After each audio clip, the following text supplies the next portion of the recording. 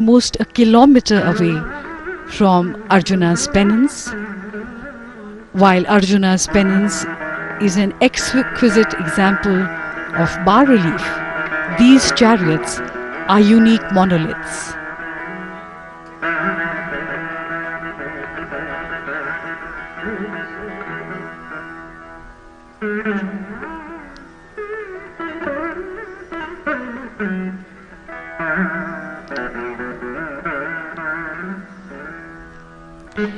It is with great pride that India showcases her ancient treasures to the world. And we see the arrival of the Honorable Prime Minister of India, Shri Narendra Modi ji, here at the Pancharatha site.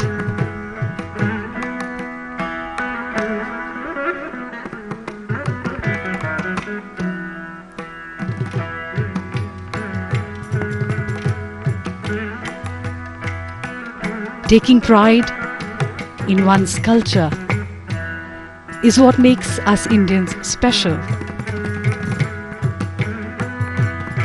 And today the Honorable Prime Minister is dressed in the traditional dress of Tamil Nadu.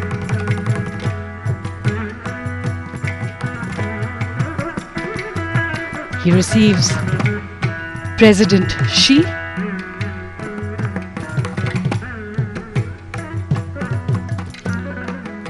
a beautiful setting sun adding magical light to the site.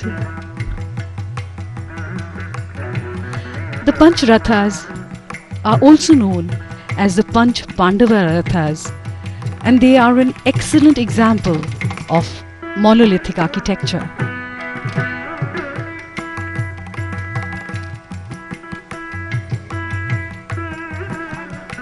The Pallava kings who built these rathas were known to experiment with new and different forms of art and architecture.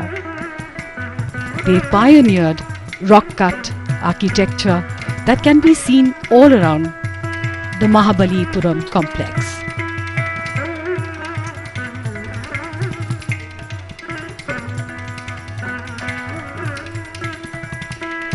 The first small structure is called Draupadi Rath. It looks like a hermit's abode with a hut-like thatched roof with a curved effect. The shrine is dedicated to Goddess Durga. In the foreground is the mount of the goddess, the standing lion.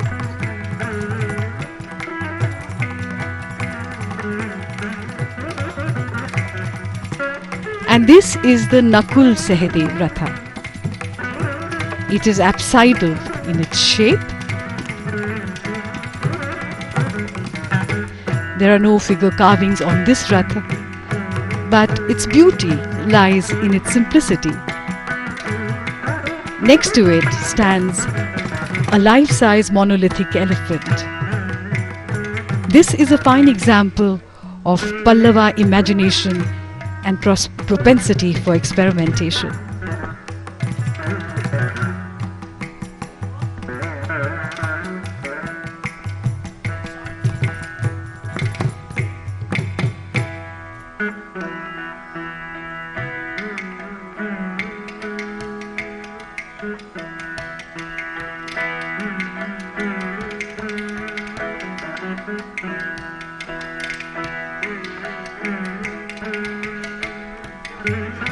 And this is the Bhim Ratha, or the chariot. This is the largest of the 5 structures, with a roof that is shaped like a country wagon.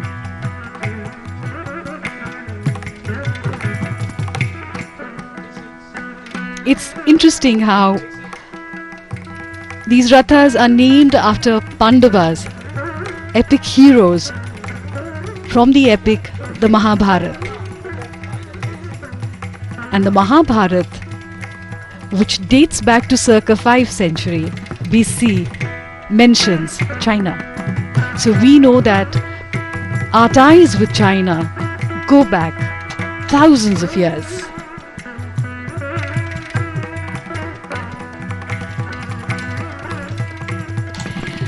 The Yudhishthir or Dharmaraj Ratha is the tallest structure. It depicts the maturing of temple architecture and is the most refined of the 5 structures. It became the basis of the temples to come later during the reign of the Cholas and others thereafter.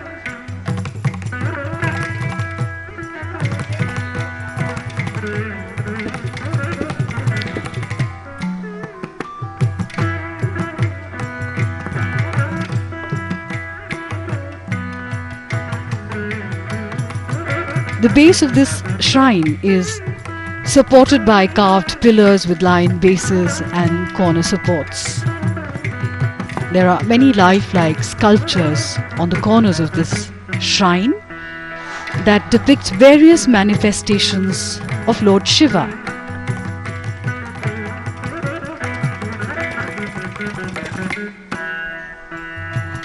The 2 leaders pause for a moment to admire these great works of art.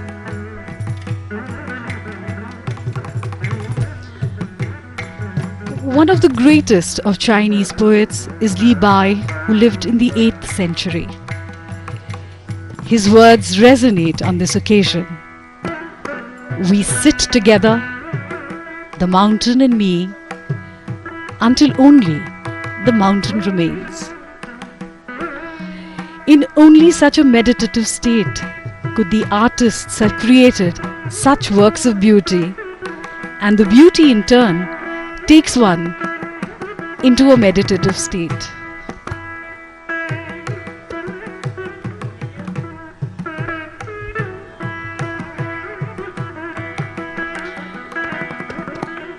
The relations between India and China go back at least 2000 years.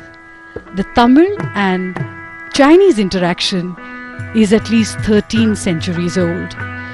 So it is quite easy to imagine travelers coming here to admire these very sites, to wonder at these structures in the ancient times, just as we admire them today. Perhaps Hyun Tsang, who was here during the Pallava period, did walk here with his friends and admire the sheer beauty of these structures.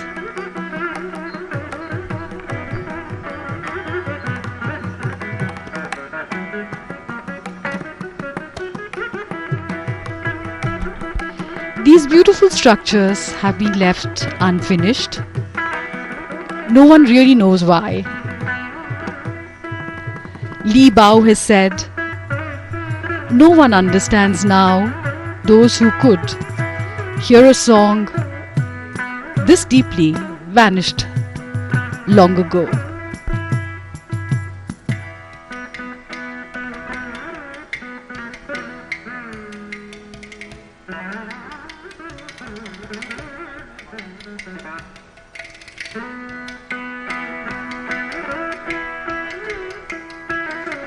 The first records of contact between China and India were written during the 2nd century BC. Buddhism was transmitted from India to China in the 1st century AD. Trade relations via the Silk Road acted as economic contact between the 2 regions.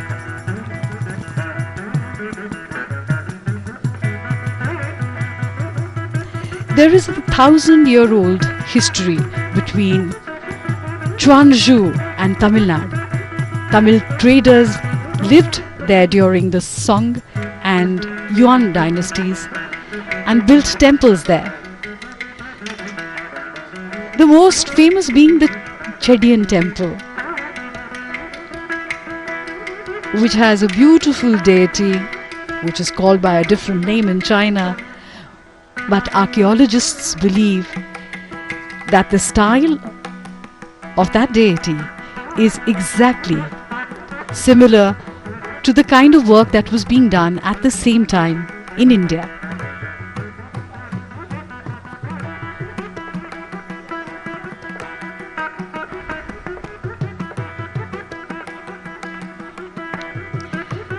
In the 1930s, dozens of stones showing perfectly rendered images of the god Narasimha, the man-lion avatar of Vishnu, were unearthed in Chuanzhou.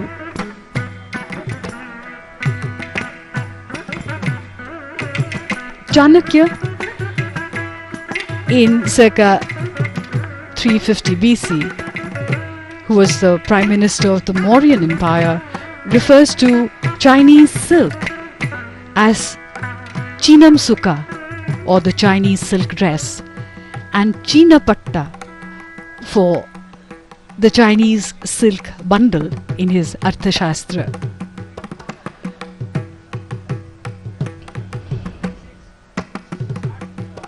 In the records of the grand historian Zhang Jian,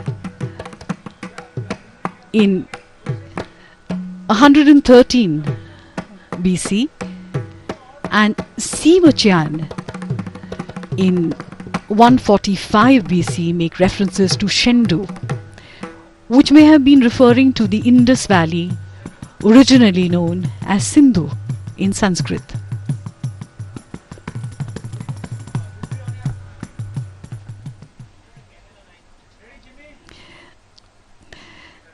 Of the many interesting similarities and commonalities between India and China is sugar, which was first developed in China, and when it came to India, we called it chini, meaning something which is referred to as Chinese. And even today, when we talk about sweetness in life or in relationships, we talk about chini.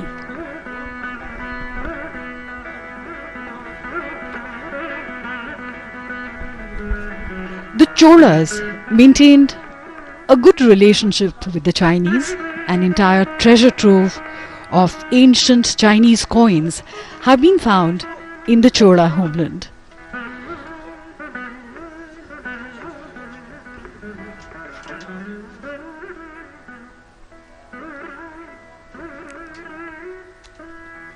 Many sources describe the great sage Bodhidharma, the founder of the Zen school of Buddhism in China, as a prince of the Pallava dynasty.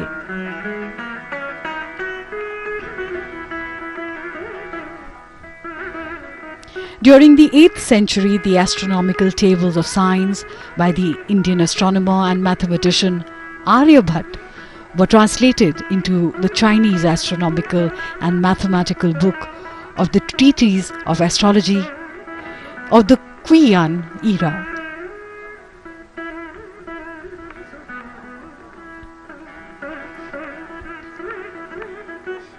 And of all the beautiful Chinese things that have become part of the Indian tradition are the Chinese fishing nets in Kerala. They were probably introduced in the 14th century and today are a major tourist attraction. People come from all across the world to look at them.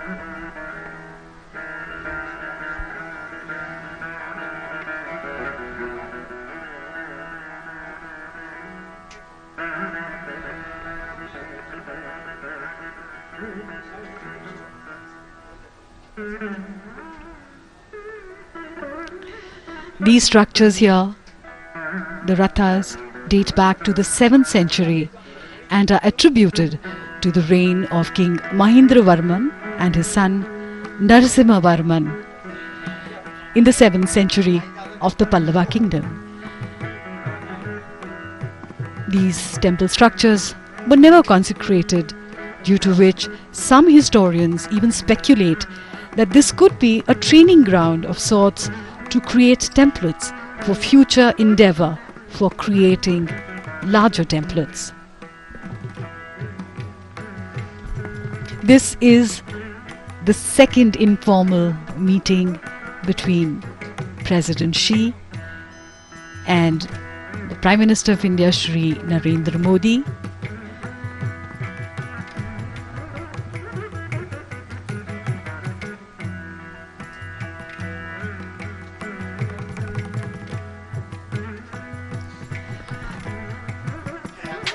The greenery all around and these boulders which have been so beautifully chiseled into these shrines remind me of the words of Li Po. You ask me why I make my home in the mountain forest, and I smile and am silent, and even my soul remains quiet. It lives in the other world, which no one owns. You ask me why I dwell amidst these jade green hills. I smile. No words can tell the stillness in my heart. I live in the other world, one that lies beyond the human.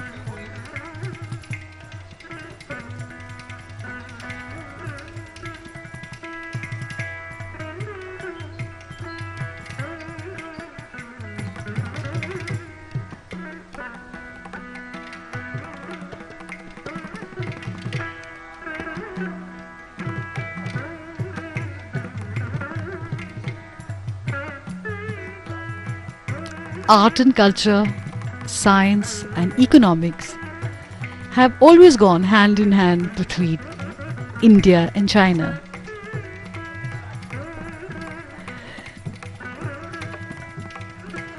Five of these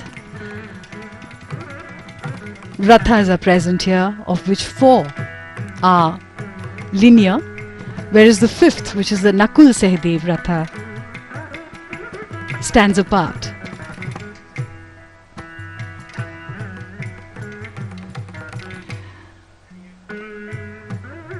The elephant and the lion standing close together, almost lifelike.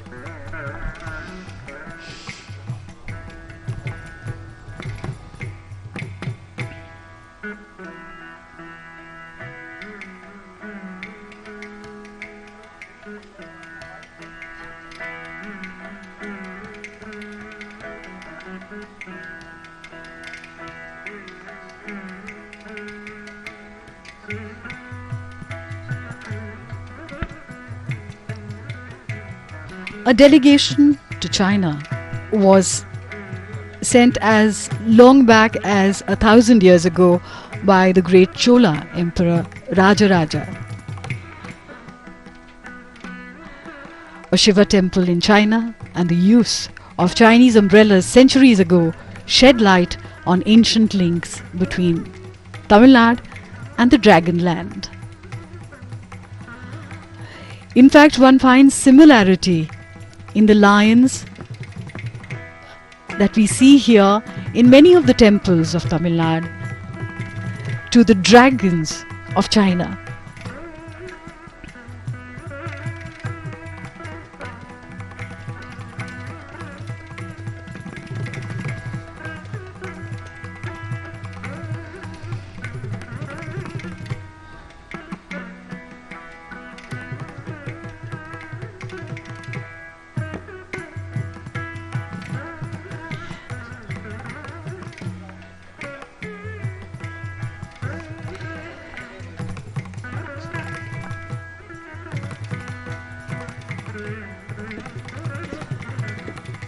These are visuals of the Dharmaraj Ratha.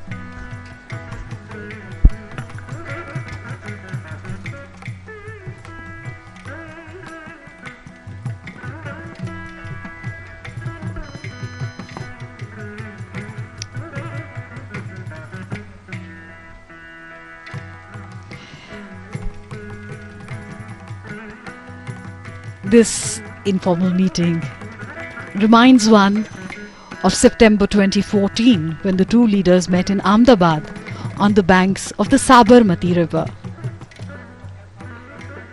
They met last year in Wuhan, an ancient city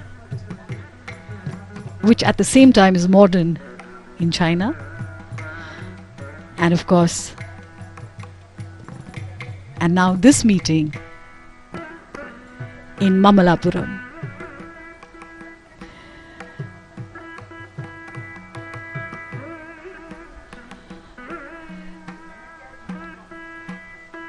these informal meetings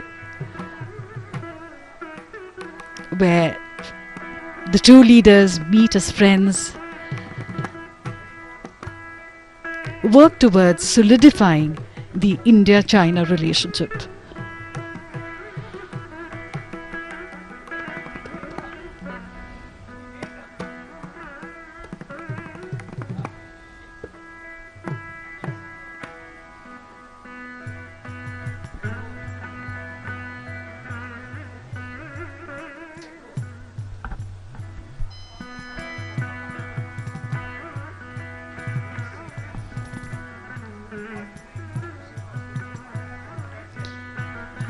The Pancha Pandava Rathas are simply spectacular.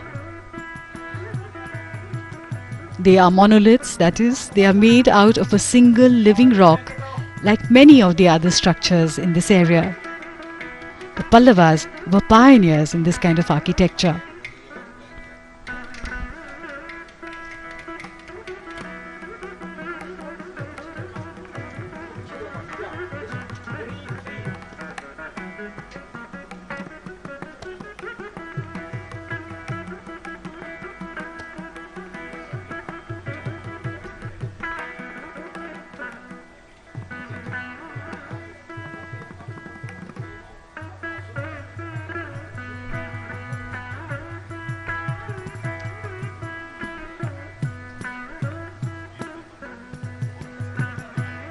President Xi and the Honorable Prime Minister Shri Narendra Modi circumambulating these structures.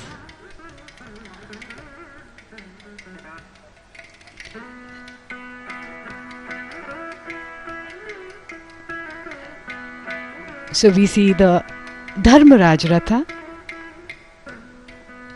which has beautiful depictions of Shiva in various forms.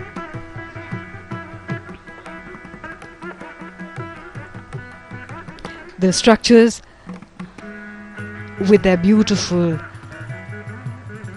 sculptures and personifications of Lord Shiva, almost lifelike, as they depict Shiva in various manifestations such as Gangadhar, Nataraj, and there in the corner is Ardhanarishwar, the combined form of Lord Shiva and Goddess Parvati. It is the ultimate divine manifestation of the masculine and the feminine in the same deity.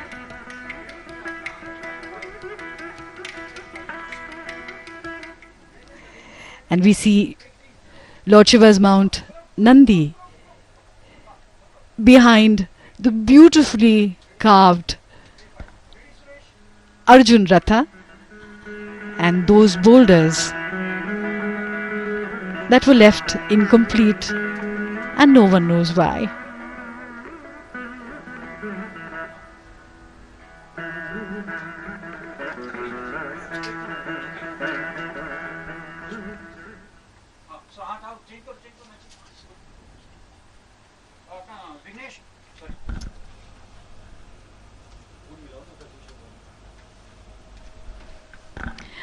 Perhaps in the unfinished lies great potentiality. Just like old songs and old music can create new melodies for the future.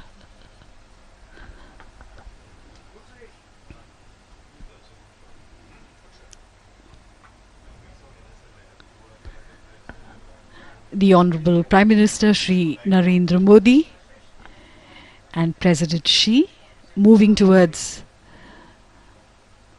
the beautifully decorated gate as he sees off President Xi from this spot.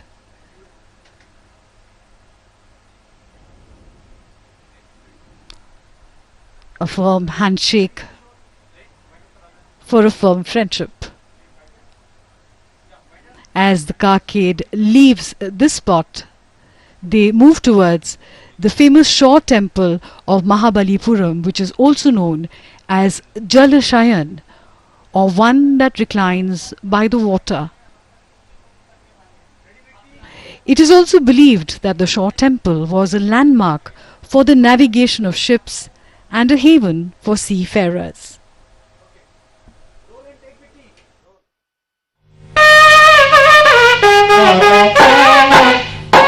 The most iconic image of Mamallapuram are the twin shore temples, magnificently located by the sea.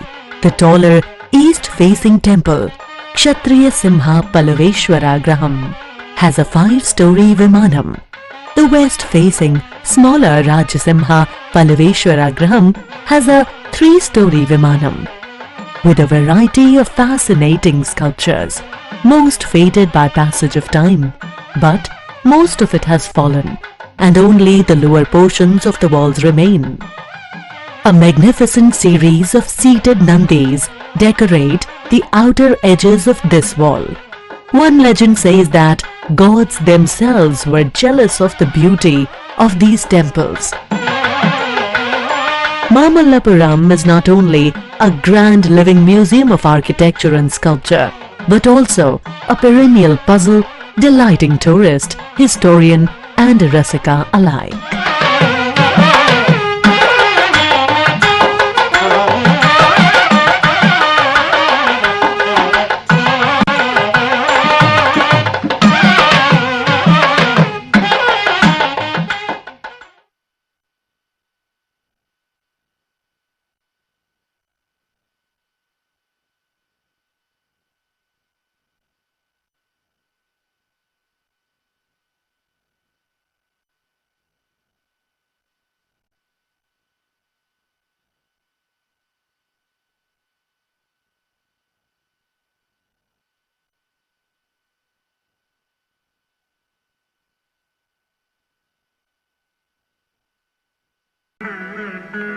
Mahabalipuram का ऐतिहासिक शोर मंदिर है, जो तमिलनाडु का पहला संरचनात्मक मंदिर है। बंगाल की खाड़ी में तमिलनाडु के तट पर ऐतिहासिक मामल्लापुरम यानी महाबलीपुरम आज इतिहास को फिर से रचते हुए देख रहा है, और ये तमिलनाडु का पहला संरचनात्मक मंदिर शोर मंदिर।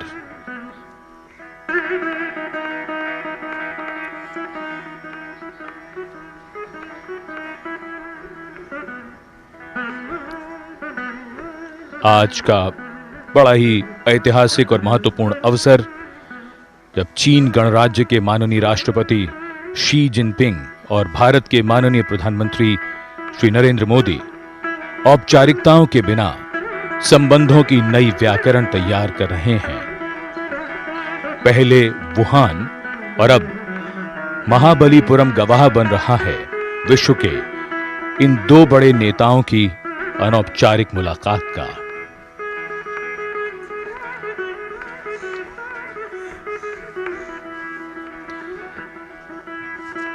चीन और Mahabalipuram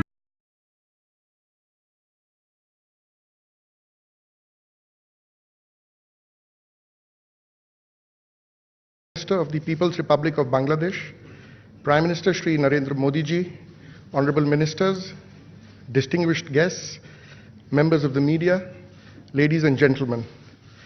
I welcome you to today's ceremony where 7 documents will be exchanged. First, we have the standard operating procedure on use of Chattogram and Mongla ports. This will be exchanged on the Bangladesh side by His Excellency Mr. Syed Muazzam Ali, High Commissioner of Bangladesh to India, and on the Indian side by Shri Gopal Krishna, Secretary, Ministry of Shipping.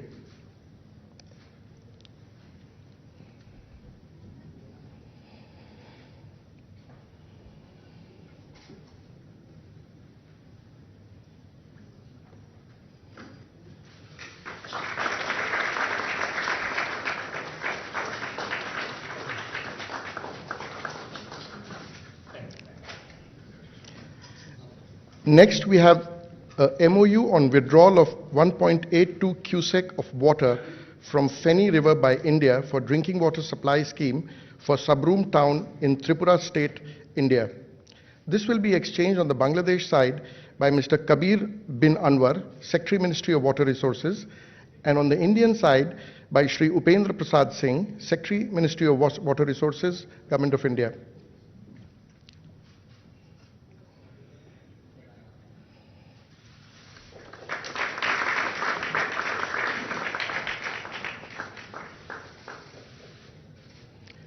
Third is an agreement concerning implementation of Government of India's line of credits extended to Bangladesh.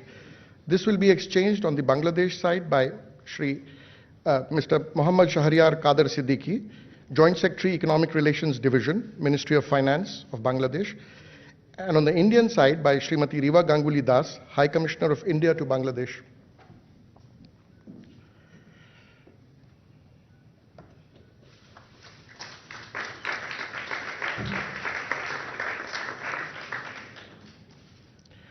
Fourth is an MOU between University of Hyderabad and University of Dhaka. This will be exchanged on the Bangladesh side by Professor Dr. Muhammad Akhtaruzzama, Vice Chancellor, University of Dhaka, and on the Indian side by Srimati Riva Ganguly Das, High Commissioner of India to Bangladesh.